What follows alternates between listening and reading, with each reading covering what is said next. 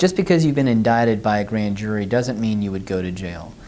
An indictment is essentially a vehicle to get a case into court. It's just like when you get pulled over by the police and they give you a ticket for speeding too much. It's essentially the same thing. It's just a way to get you into court, and on certain cases, on certain levels of felonies, they have to do it by a grand jury indictment.